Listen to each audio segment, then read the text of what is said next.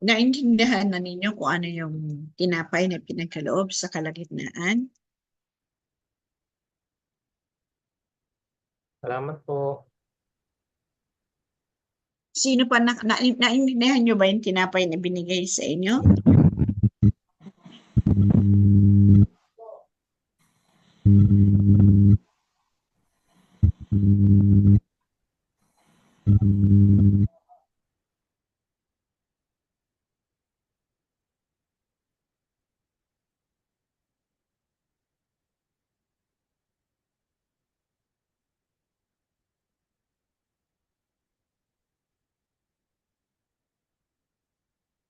Kung magkagayon ang salita ng pong may kapal na binigay sa inyo sa kalagitnaan, ihayag ninyo ito ng walang pag-aalinlangan. Ipagkaloob niyo ito sa inyong kapwa-tao sa pamamagitan ng banal na gawain at matapat na paglilingkod. Hayag niyo ito na walang humpay. Nang sa gayon, lahat ng nangangailangan, lahat ng hindi pa rin nakakaunawa, salita ng poong may kapal, ay magkaroon sila ng matibay na sandigan sa kanilang paglalakbay. Huwag niyo silang hayaan na magkaroon ng kalungkutan o kapighatian sa gitna ng kanilang pakikihamok sa buhay. Bigyan niyo sila ng mga pangaral na magbibigay sa kanila ng lakas. O lalong maga, yung tinapay na inyong ihahatid sa kanila, yung tulong na inyong igagawad sa kanila, ay magkakaroon sila ng kalakasan. Tulad ng sabi, hindi nyo alam kung ito ba'y tumitimo sa kanila, yung mga pangaral na inyong hinahatid. Pagdating ng ilang araw, makikipag-ugnayan sila sa inyo. At doon sa inyong pakikipag-ugnayan sa isa't isa, magkakaroon siya ng kaibang pakiramdam. At lagi silang hihingi at hihibik sa inyo ng tinapay na yan. Kaya panatiliin nyo ang paggawa ng mabuti at banal na gawain. Tulad ng wikay, matapat kayong maglingkuran at huwag kayong manghinawa sa pag-agapay sa inyong mga kapatid na wala parang kaunawaan sa salita ng pangungkapat. Naunawaan nyo na lahat? O gusto nyo pa bang banghayin ninyo itong tinapay na ito? Naunawaan na po. Ibig sabihin, hindi mo nga maintindihan eh. Mula sa tita lang mula.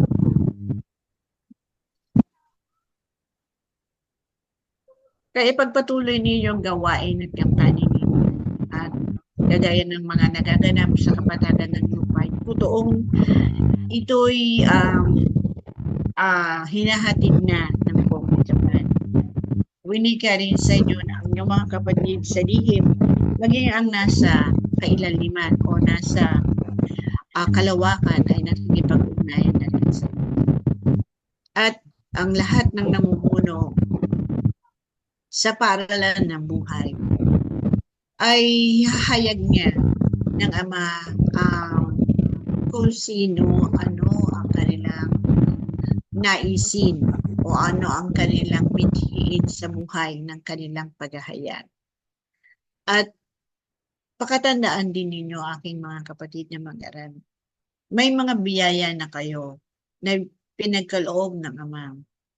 Kung ang nangunguna sa inyo'y minumutawi niya ang salita ng Ama, taliwas naman sa kanyang pamumuhay. Bigyan niyo sila ng panalangin na magpakatotoo. Ay hindi yung kung ano ang kanilang naisin at mithiin, nakapakinabangan ng kanilang kabuuan, hindi kapakinabangan ng nakararami. Hingiin ninyo sa Ama na makilala ninyo kung sino yung sa inyo'y namumuno o sino sa inyo ang namumuna. Higit sa lahat, ang wika ng Amay, kayo'y magpakababa o magpakumbaba kailangan ang inyong kamalayan ay merong katapatan sa paglilingkuran. Aanhin ninyo ang isang laksang yaman na inyong kinikim, ininyong pinagtiyagaan at hirapan na makamit. Ngunit pagdating ng araw, kapag ito'y sinala na, baka walang maiwan sa salaan. Hihitin nyo na ang matapat na paglilingkuran at banal na gawain, ito ang inyong mithiin na hihayag sa kapwa-tao. Nang sa gayon, ang biyaya ng Ama na sa inyo'y ipinunla, ang liwanag at ang banal na pag-ibig ay maghari sa inyo ring pagpapahayag at pagbabahagi ng tinapay na walang labadura. Hindi na kayo sa titik o sa talinghaga hinahayagan, bagos ito'y binibigyan niya ng buhay. Nang sa gayon kayong nakikinig, kayong naglalakbay, mayroon na kayong kaunawaan at kaalaman sa mga aral na dumarating sa kapatagan ng lupa. Ganon din ang wika ng Ama sa inyo ng aking pangaral sa sino mang nagsasaganap ito ng walang pumpay at matapat na paglilingkod sa aking mga anak. Katulad siya ng isang liwanag o sikat ng araw na magbibigay ng liwanag sa apat na sulok ng sangdaigdigan. At ako at ang Ama ay laging nasa sa inyo na maghahayag ng mabuting balita ng kaligtasan. Magandang umaga sa lahat. Amen. Magandang morning. Salamat po. Magandang umaga po. Kumusta sana? Sa 26 po, face-to-face po ulit tayo.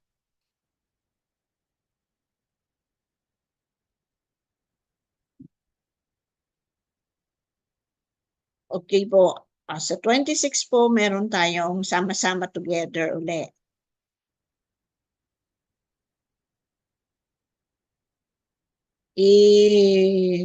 Ipahayag po natin yung ating biyaya. Thank you, Brother Norjay, sa biyaya na pinagkaloob. Kung gusto ninyong magkaroon tayo ng talastasan, is okay. Kung meron naman kayong gagawin pa by next Sunday, kita-kits tayo. Hingi lang po ako ng oras. Ha? Ganong oras din po para mas maaga makauwi ang mga... Anong oras ba tayo noon, Lydia? 2:00. morning na. Morning po ba yan? 2 o'clock. 2 o'clock?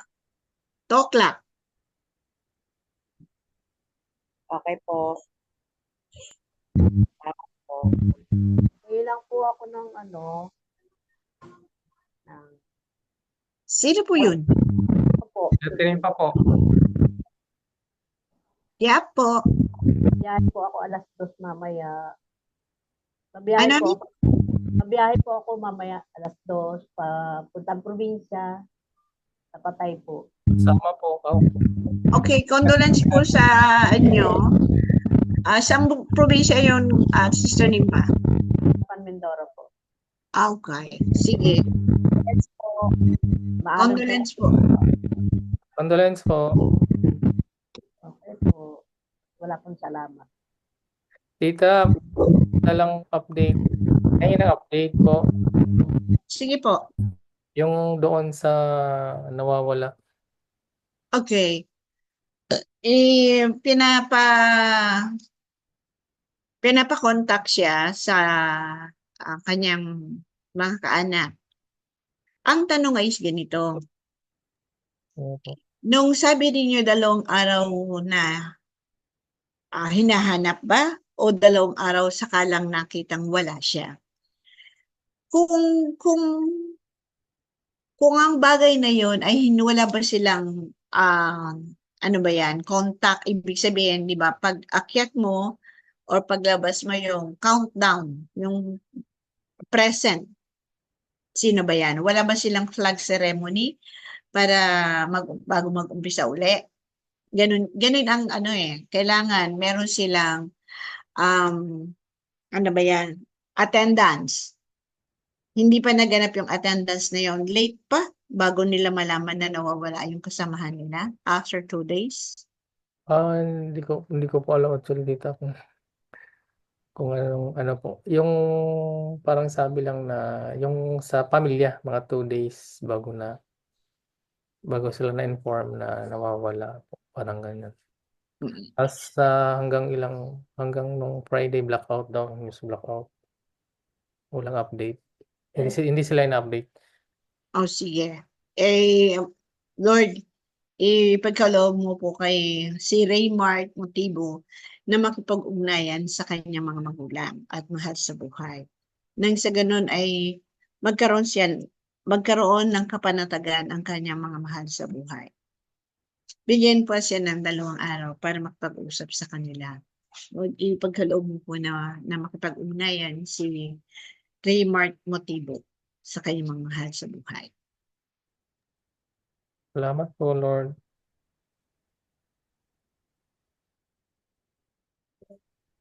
Pero ano kaya yung tita, ano? Sabi ko, tawag niyan.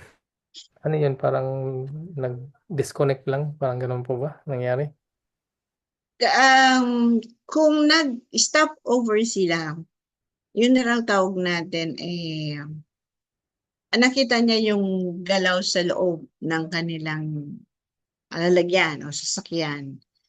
At nagkaroon siya ang pangarap niya ay makalabas.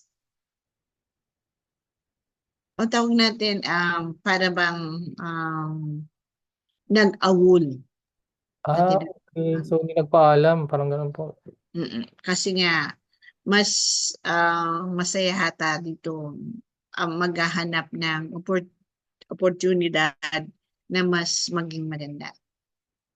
Parang wala namang foul play po. Sa nakikita ay walang nakikita na na nanakit or nasaktan yung tao na yun. So nakita, kaya nga tinatanong nga sa inyo, di ba dapat may attendance yan? Bakit hindi na lang kita yung attendance na yan? Na lahat ng crew o lahat ng empleyado dapat merong yung bandiklak na sinasabi, di ba? Dapat meron yan. Bakit hindi nakita nung kung sino yung hepe nila o sino yung pinakakapitan sa kanila? Dapat yun nakikita yon. So, kinonsider o inisip nila na itong tao na to ay sabihin na natin karamihan sa mga ganyan, yung bang naroon yung inggitan. Yung ayaw sumunod, parang gano'n. Binibigyan ng penalty o binibigyan ng kahatulan. Maliban naman yung iba ay gumagawa ng mas masahol pa doon. Pero sa nakikita,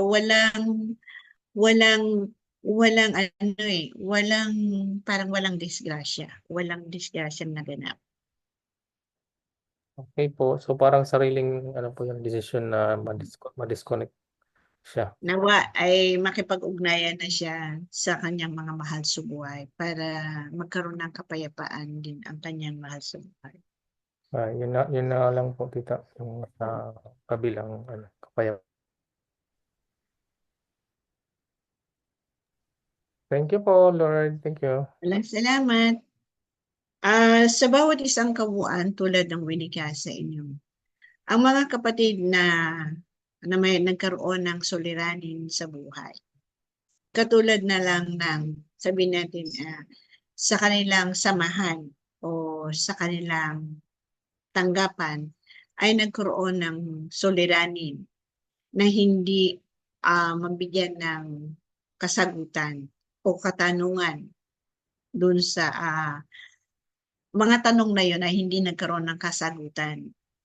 Pero pagdating ng araw na sinabi nga sa inyo, katulad ng meron kayong kalinisan sa inyong gawain at gampanin, ay ito ay magkakaroon ng liwanag, magbibigay ng kasagutan sa mga itinatanong. Hinika rin sa inyo na ang inyong kabuuan nasisiksik at liglig na ang biyaya na sa inyo, na akala niyo ay nagigipit at na nahihirapan pa kayo. Nasa diwa at isip lamang ang mga bagay na ito. Kaya nararamdaman nyo na parang hikahos kayo. Parang hirap kayo sa buhay. Parang ang pag-aaral ay para bang walang humpay na ang dating ng pag-aaral sa inyo. Tulad ng winika sa inyo, hindi kayo hinahayaan ng Ama na kayo'y magkaroon ng kalugihan o kalungkutan. Sapagkat kayo nang naghahayag, kayo nang nagsisikap, sabihin na natin, iilan lang kayo na nagsisikap, nagtsatsaga, na makinig ng salita ng Ama. Pinagsisikapan niyo itong isabuhay sa inyong sarili, sa inyong kabuuan, kung paano niyo ito ihahatid sa inyong kapwa-tao. Suliranin ito ng inyong kalagayan, kung paano niyo i-deliver o paano niyo ihahayag o ipamamahagi yung inyong natutunan. Wikain nga sa inyo tulad ng punong hitik, ito ay binabalibag. Inuupasala kayo, uupasalain kayo. Pero ako ang maghahayag sa kalagitnaan. Yan ang Ama at ang Anak na wika sa inyo. Hindi ko hahayaan ng aking mga anak na naduhagi at pinaratangan ng samut-saring mga upasala. Ako ang maninindigan sa kalagitnaan. Ako ang magpapahayag sa lahat at bawat isa. At kung naman sa pananalapi na itong ninanais, ito naman ang sagot ko sa inyo. Ang wika nga sa inyo ng Ama, hindi ko kayo hahayaan magutom. Meron akong pamamaraan kung paano ko ihahatid ang inyong mga kakulangan. Meron din akong pamamaraan kung paano kayo aaluin o paano ko kayo bibigyan ng kaligayahan at kasiyahan. Sa bawat pagsisikap ninyo, sa bawat pagtsatsaga ninyo, sa bawat binhi na inyong inangatan, meron tong kapalit. Ano ito? Ang kapayapaan. At ang kapayapaang ito ay magbibigay sa inyo ng ngiti sa inyong labi. Alam ko ang inyong kananasan. Alam ko ang inyong laman ng inyong bulsa. Alam ko din ang inyong mga hinihingi. Una, ang kalakasan. Ikalawa, ang pagbibigkis ng tahanan o pamilya. Ikatlo, ang inyong mga pangangailangan material. Magaganap ito. Sabi nga ninyo na parati pangako, pero hindi hata nagaganap. Pangako parating napapako. Pero ito'y nagaganap sa inyo. Kung titingnan ninyo, ang biyayang binigay sa inyo ng Ama. Oo, kumbaga sa 10 piraso na binigay sa inyo, sa 10 pirasong to, marami kayong dapat paglaanan. Marami kayong dapat ibabahagi. Lalong baga, bayad ng bahay, tubig, ilaw, pagkain, at anumang bagay na dapat magkaroon ng pagbabahagi o tamang paghati-hati. Ngunit parang kinakapos, parang kulang. Pero tingnan nyo muna. Yung 10 bahaging ay binigay sa inyo ng Ama, hindi kayo nagutom. Halimbawa natin yung isang kapatid ninyo na dumanas siya sa pananalapi at pangangailangan. Ang pagkain nila ay sabihin natin isang butil ng asin o isang butil ng isda o isang butil ng karne. Ngunit ang butil ng karne ito ay kapag binigyan niya ng kahalagahan, ang butil ng karne ito mahuhusto at ganap hanggang maghapon. Busog sila, hindi man busog na busog, tama lang sa isang araw. Ganon din nga, sabi nga, yung pananapi ninyo na binibigay sa inyo, hindi man sagana, pero hindi hihikahos. Sabihin nyo, ito na lang po natitira, 5 piraso na lang. Bukas po, itong 5 pirasong ito, hindi po magiging sapat. Pero pag kinabukasan, ginanap niyo yung 5 pirasong yon, mahuhuso sa buong araw. Hindi kayo pagkukulangan ng Ama. At ang pangako nga niya, di ba ang sabi niya, ang pangako ay saganahan sa inyo. Unang naging sagana sa inyo ang kaalaman. Unang naging sagana sa inyo ang kapayapaan ninyo.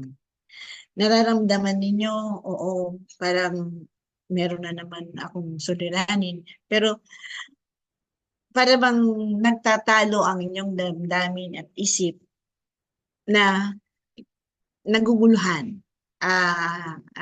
natataranta. Pero andiyan dyan, yung makikita yung mamaya lang may dumarating na mga biyaya. May mga biyaya na hindi mga sabi natin laksa, pero merong karugtong. Tuloy-tuloy ang biyayang ipinagkakaloob sa inyo ng dakilang namigan. At ito'y husto na sa inyo. Sabihin nga nyo, umiiyak dyan dahil sa pag-aakala niya ay nakakaligtaan siya. Ang inyong mga suliranin ay alam ng Ama. Itaas nyo lang ito sa Kanya. Ilapat ninyo ang inyong mga palad sa mga nangangailangan. Sa inyong tahanan, ilapat nyo at kung ano ang pinahayag sa inyo, panaligan ninyo na ito'y ganap sa lahat at bawat isa. At yan, makikita ninyo, may share nyo na yan bukas sa isa't isa. Thank you po. Thank you.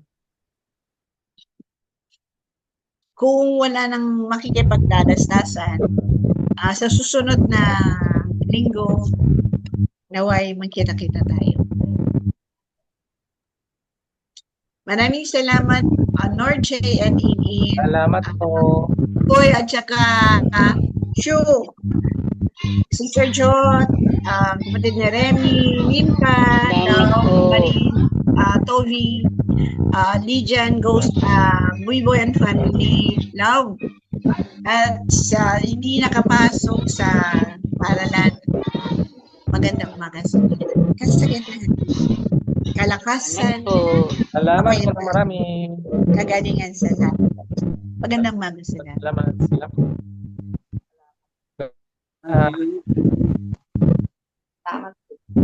God bless po. Bye-bye. God bless everyone.